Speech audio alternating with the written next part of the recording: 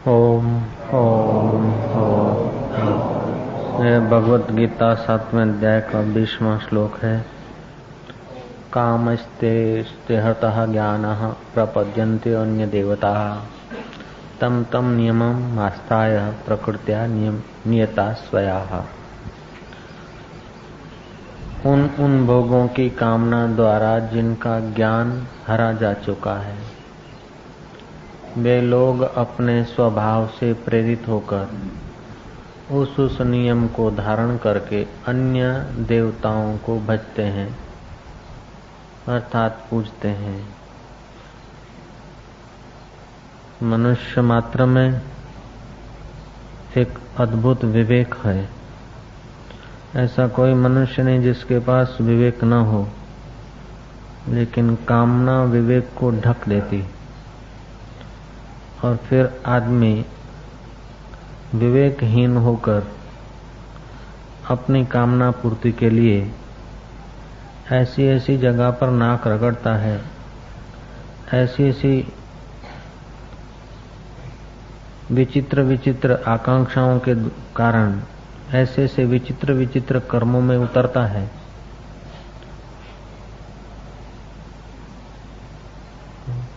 तो उसका बयान करना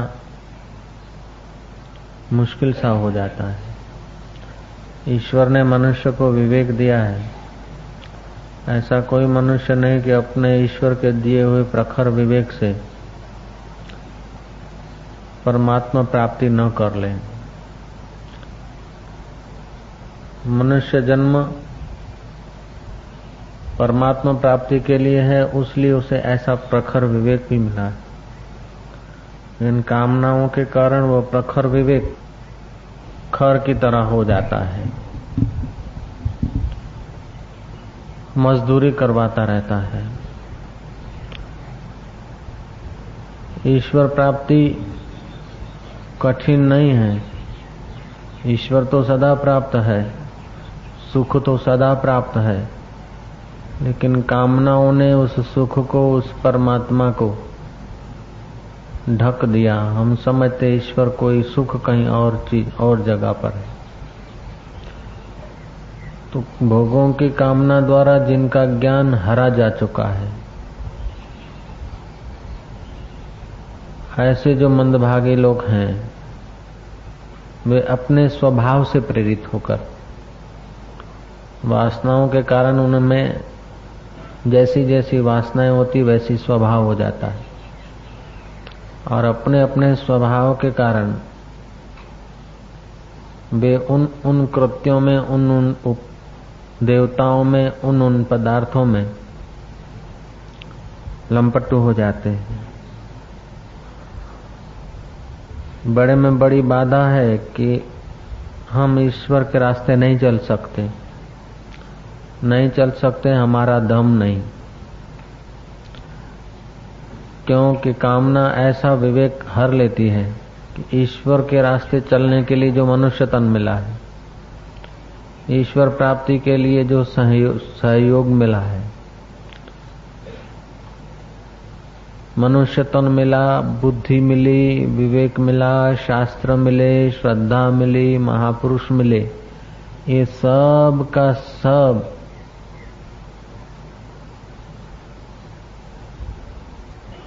वासना के कारण आदमी फेंक देता है और बोलता कि हम भगवान के रास्ते हम नहीं चल सकते, हमारा दम नहीं। मनुष्य शरीर मिला ही ईश्वर प्राप्ति के लिए है। भाई पंहिंजो दम ना है। ये मार्ग कठिन है। कठिन तो उन अभागों को लगता है जो अपनी तुच्छ वासना, तुच्छ अहंकार छोड़ना नहीं चाहते। भगवान भले छूट जाए, गुरु भले छूट जाए, धर्म भले छूट जाए, लेकिन वासना पूरी हो। ऐसा जिनका ज्ञान हरण हो गया है। अब कुकर्मों से ज्ञान नष्ट हो जाता है, कुकर्मियों के संग से ज्ञान नष्ट हो जाता है, कुविचारों से, कुकर्मियों के संग से, कुआहार से, कुवर्तन से ये ज्ञान दब जाता है। वरना ज्ञान की ज्योत तो सबके हृदय में जग रही है। ऐसे भ्रांत लोग हैं कि आकर छाती फुलाते हैं संतों के आगे। स्वामी जी, मेरा काका अमेरिका रहता है, मारो छोकरो अमेरिका रहे छे,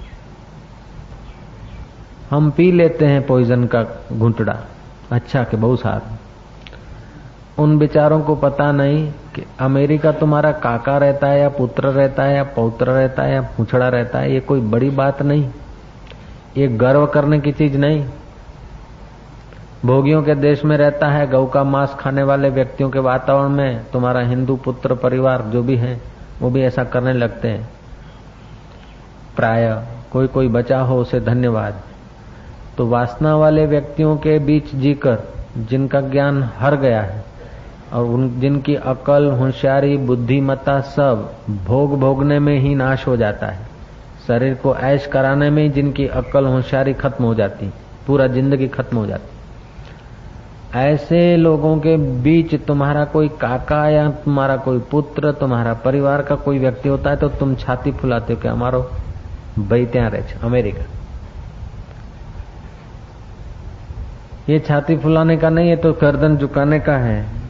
शर्म आने की बात कि मनुष्य जन्म मिला था परमात्मा प्राप्ति करने को, और परमात्मा प्राप्ति से विपरीत वासना बढ़े ऐसे देशों में गए और वासना पूर्ति करते करते जिंदगी बर्बाद हो जाए ऐसे वातावरण में वो गए।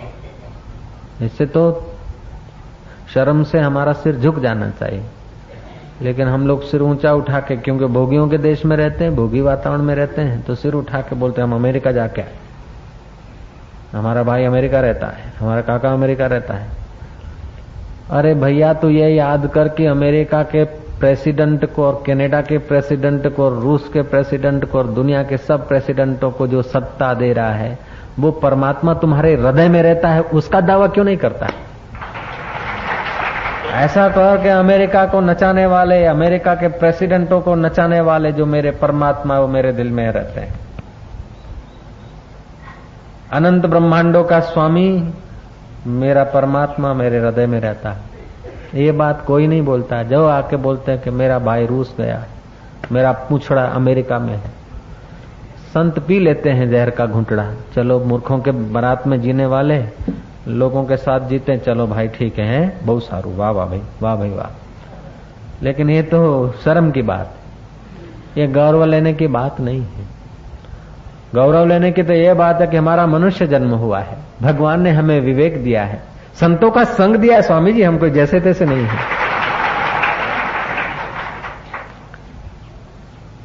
उन भोगों की कामना द्वारा जिनका ज्ञान हरा जा चुका है, कहां क्या बोलना, कहां क्या सोचना, ये भी जिनका हरा जा चुका, चुरा गया, वे लोग ऐसे ऐसे व्यक्तियों का ही संग करते। अन्य देवताओं को, तुम्हें जमीन लेनी है तो रेवेन्यू मिनिस्टर को फोड़ो, तुम्हें समाज कल्याण का कुछ पैसा लेना है तो समाज कल्याण अधिकारी अथवा समाज कल्याण खाते के मिनिस्टर को फोड़ो,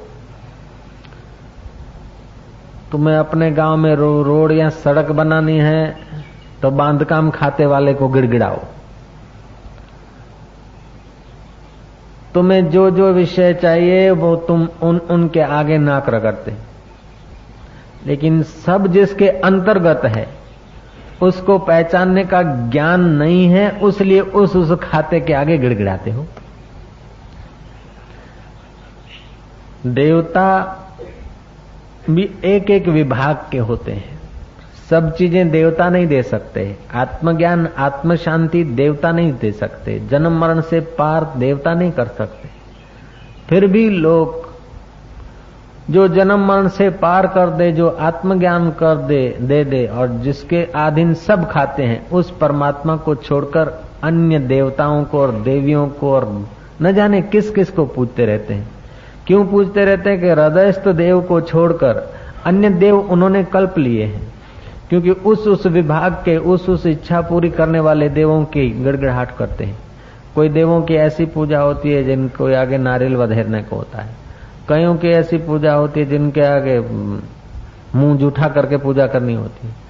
कुछ ऐसी पूजाएं होती है कि आप नेकेड होकर करे। कोई ऐसी पूजा होती है कि स्त्री को नग्न करके और पूजा करे। कुछ ऐसी पूजाएं होती है कि आप तामसी खुराक खाएं और तामसी वातावरण में। कोई ऐसी इच्छा पूर्ति के लिए शरीर पर गंदगी लेप करके फिर पूजा की जाती। तो ये सब करने को लोग उत्सुक हो जाते, रात्रि जगने को उत्सुक हो जाते, रात्रि जगने को उत्सुक हो जाते हैं, मैल लगाने को उत्सुक हो जाते हैं, जूठा मुंह करके पूजा करने को उत्सुक हो जाते हैं, न जाने क्या क्या करने को उत्सुक हो जाते हैं। क्यों? ये कामना पूर्ति जाए। और मजे की बात है कि कामनाएं कभी पूर्ण नहीं होती। एक कामनाएं पूरी हुई तो 10 और आ जाती है, 10 पूरी हुई तो 100 और आ जाती है। ऐसे करते जीवन पूरा हो जाता है, लेकिन कामनाओं का अंत नहीं आता। नष्ट हो गया और ज्ञान नष्ट हो गया तो मनुष्य शरीर वाले पशु हम कहने जाते। और कामनाएं या कामनाओं ने ज्ञान हर लिया तो हम खच्चर जैसे हो जाते, मजदूरी करने वाले। खच्चर बलवान तो होता है लेकिन बुद्धि उसके पास नहीं होती। खच्चर कभी अड़ गया तो उसकी कृपा हो तो चले, नहीं तो उसका चलना मुश्किल है। एक सौदागर खच्चरों को लिए जा रहा था और एक खच्चर अड़ गया। अड़ा हुआ खच्चर चलाना बड़ा मुश्किल होता है, लेकिन सौदागर बड़ा जानकार था, बाप दादों की कीमिया थी उसके पास। उसने क्या करा, फट से मिट्टी उठाई और खच्चर के मुंह में दे मारी और खच्चर चल पड़ा। साधु ने पूछा कि भाई ये तेरे पास क्या मंत्र है, खच्चर को इतना जल्दी चला दिया, ये तूने क्या किया? बोले बस कोई खच्चर अड़ जाता है तो मुंह में मिट्टी डाल देता हूं, वो चल पड़ता है। तो मिट्टी का और उसके चलने का क्या संबंध है? मिट्टी खाना वो चाहता तो स्वयं भी खा सकता था। बोले मिट्टी खाना नहीं चाहता, वो अड़ जाता है। अड़ जाता है जब, तो उसके मुंह में मिट्टी डालता हूं तो मिट्टी थूकने के लिए उसकी वृत्ति फिर उधर चली आती, फिर पहले का निश्चय इसका गायब हो जाता है और चल पड़ता है।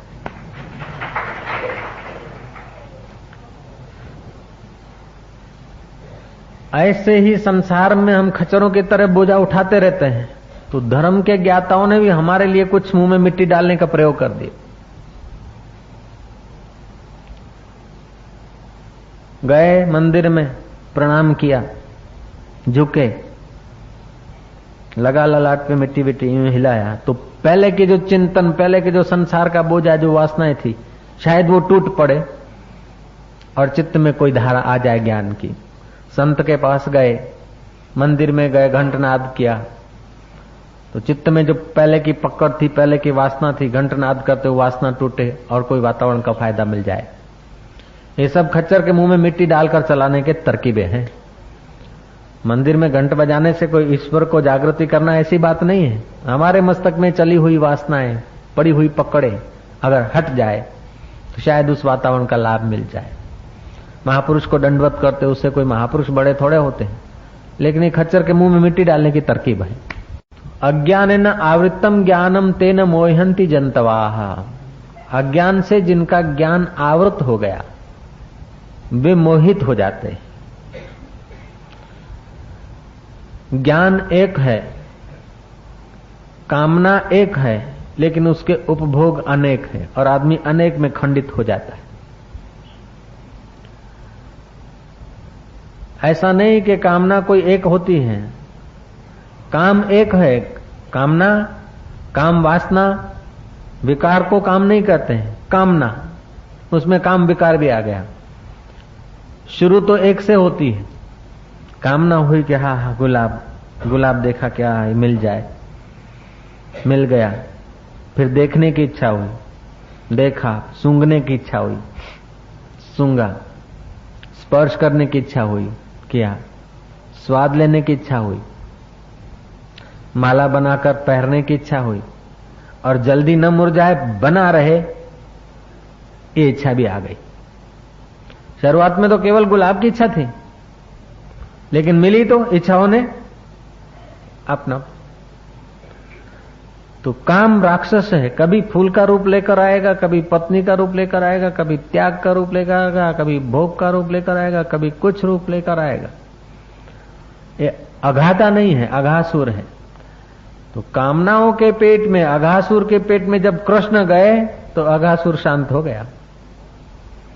तो कामनाओं को भोगने से, काम को पदार्थ देने से वो तृप्त नहीं होता, लेकिन कामनाओं में कृष्ण तत्व डाल देने से वो समाप्त हो जाता है। वे लोग अपने स्वभाव से प्रेरित होकर, ध्यान देना, स्वभाव से प्रेरित होकर, अपने स्वभाव से, बीड़ी पीते पीते बीड़ी पीने का स्वभाव हो जाता है, दारू पीते पीते दारू पीने का स्वभाव हो जाता है, बोल बोल बकवास करते करते बकवास करने का स्वभाव हो जाता है। अपने स्वभाव से प्रेरित होकर, तो जो करने से बनता है उसके विपरीत करने से वो बिखरता भी तो है। महाराज अब तो दारू पीना मेरा स्वभाव बन गया, नहीं छूटता, कोई रोटी न दे तो चलेगा लेकिन दारू तो जरूर चाहिए। तो दारू पीने का अगर स्वभाव बन गया तो गुत्तों में और मैखानों में आदमी जाएगा, बीड़ी पीने का स्वभाव बन गया तो उधर को जाएगा। ऐसे ही न जाने किस किस प्रकार के कैसे कैसे स्वभाव हमने बना दिए, अपने विवेक को दबा दिया। श्री राम, जो चीज बनती है वो बिगड़ने को बिल्कुल तैयार है अगर उसका विवेक का उपयोग किया जाए।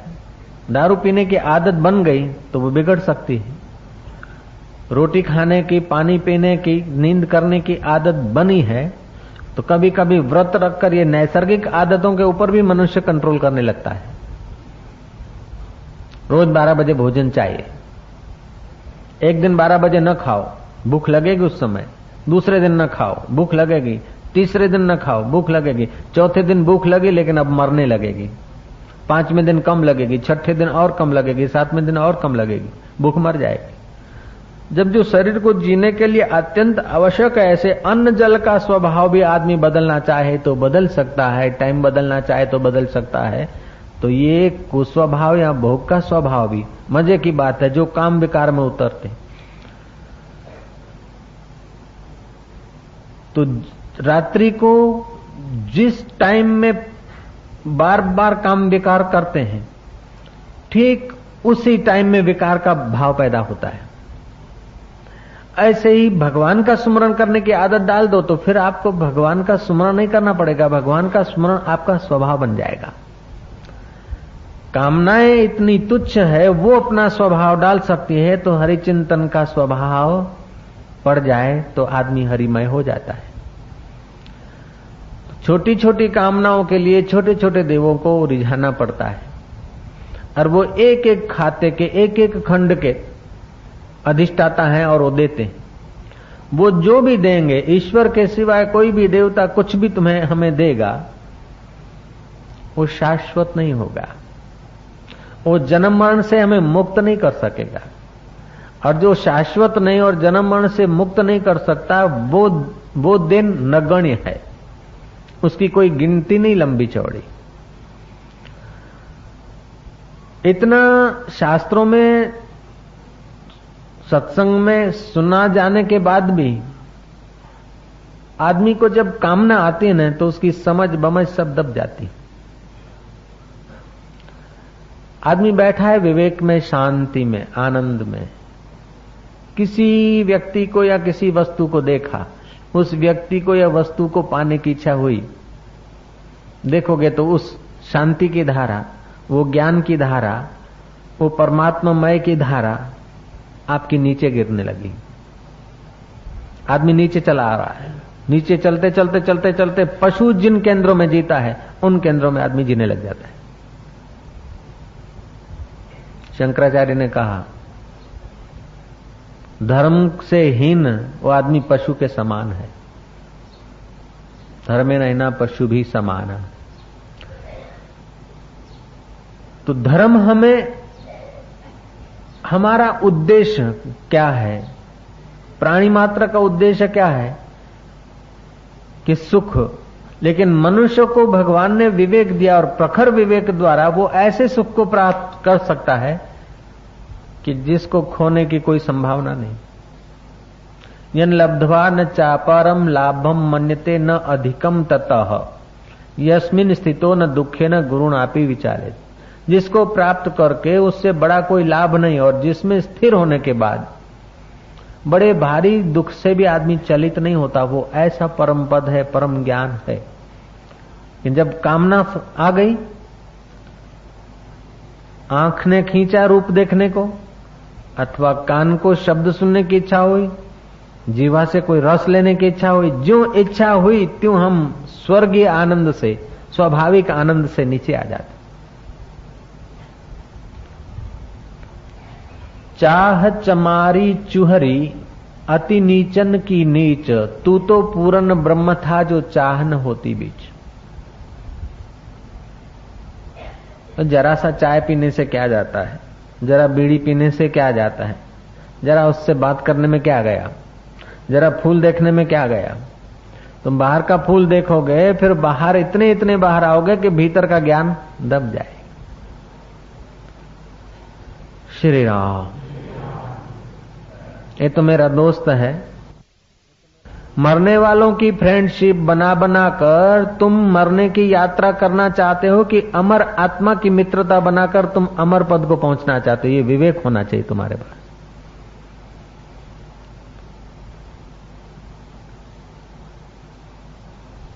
लेकिन आदमी का दुष्ट स्वभाव, तुच्छ स्वभाव, विकारी स्वभाव ऐसा हो जाता कि उसको फिर वो ही अच्छा लगता है।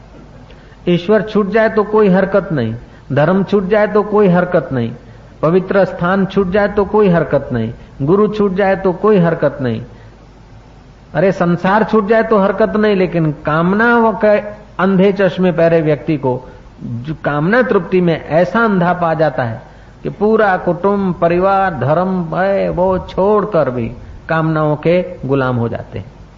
अगर उधर भी शांति होती तो वे लोग आपघात न करते, वे लोग रोते नहीं, अशांत न होते, बेचैन नहीं होते। तो यहां कृष्ण ने बड़ा पवित्र शब्द चुना है, बड़ा मार्मिक शब्द है।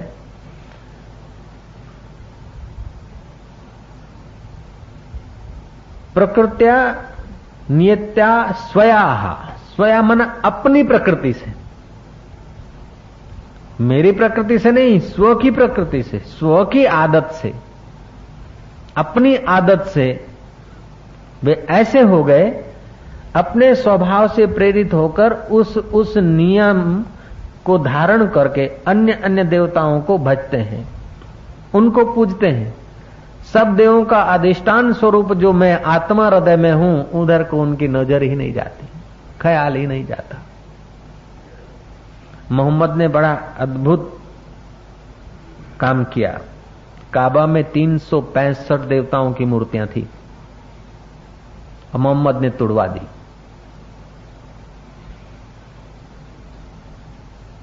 उस समय तो शोर बकोर हुआ, लेकिन मोहम्मद बड़े समझदार ज्ञानी रहे। कामनाओं से अंधे हुए चित्त, कामनाओं से जिनकी बुद्धि नाश हो गई, ऐसे व्यक्ति ही तो आएंगे। 365 दिन है साल में, और हर रोज एक एक देवता की पूजा कर, एक एक खाता वाला को रिझाओ। सब खाताओं का जो स्वामी है उधर को तो पीठ हो गई। मोहम्मद ने काबा में से मूर्तियां तोड़वा दी। ये बाहर चले आएंगे, एक एक दिन में एक एक देवता, हर रोज नए देवता की पूजा करते करते करते, उनसे मांगते मांगते, नया उपभोग करते करते जीवन पुराना हो जाएगा। जो सदा नूतन है उस परमात्मा को तो पीठ हो जाएगी। हटाओ इन देवताओं को। हमारी वासना, हमारी मांग विज्ञान के ही आविष्कार करती है, ऐसी बात नहीं।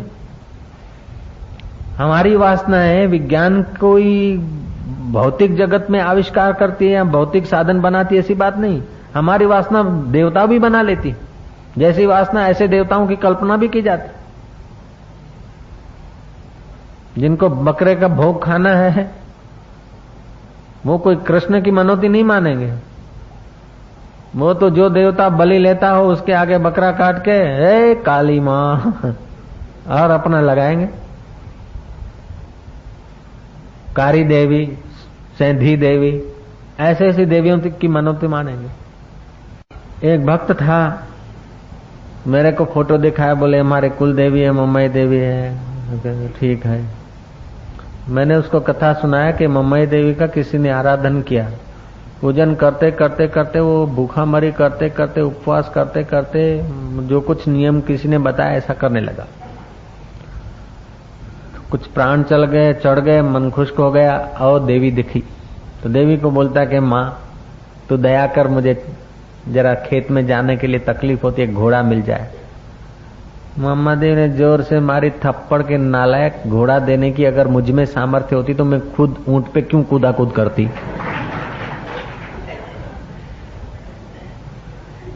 तो उनको अपना अपना खाता होता है, अपनी अपनी योग्यता होती। स्वर्ग में सभा चल रही थी। इंद्र ने प्रशंसा की, इस वक्त पृथ्वी पर नरश्रेष्ठ पूर्ण विकसित जीवन, निष्कामता के कारण जो पूर्णता पर पहुंचे हुए अद्भुत व्यक्ति जो हैं, श्रेष्ठ में श्रेष्ठ पुरुष जो हैं, इस वक्त अपने जीवन का पूरा विकास जिन्होंने किया, ऐसा जो व्यक्ति है इस समय पृथ्वी पर तो कृष्ण है। एक देवता से सहन नहीं हुआ। जब सब कृष्ण की प्रशंसा करेंगे तो हमें कौन पूजेगा। देवता आए पृथ्वी पर कृष्ण की परीक्षा लेने को।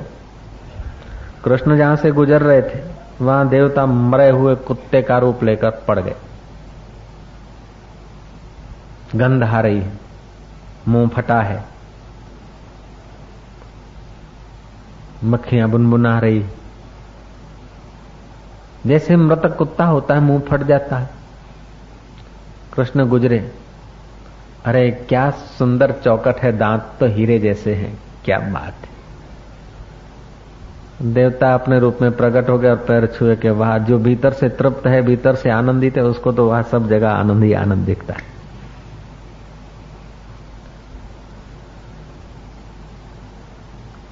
जिनकी कामनाएं मिट गई है वो इतना तृप्त होता है कि उसे गंदगी खिन्न नहीं कर सकती और सुगंध उसे बांध नहीं सकती। उसे अपने ही गीत गूंजने लगते हैं उसके चित्त से। तुमने देखा होगा व्यवहार में ऐसे ऐसे काम करते कि आपके जान निकल जाती, आप ऐसा महसूस करते हैं। बनाने के लिए, मकान बनाने की इच्छा ने टापा टैया करते कि महाराज मकान तो बना, लेकिन हमारा तो जी बाहर निकल गया। लग्न तो कराया छोकरान पण मारो तो कि जीव जतो રહ્યો। अनुभव થાય છે ને। तो वासना दिखती तो साफ सुथरी हट्टी कट्टी है, लेकिन वो अपने जीव को भी, अपने मस्ती को, सुख को बाहर निकाल देती।